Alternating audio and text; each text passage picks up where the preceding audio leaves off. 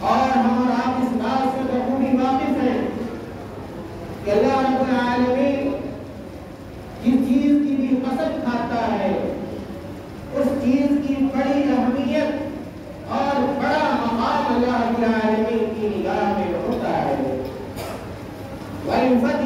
ولیال عشر،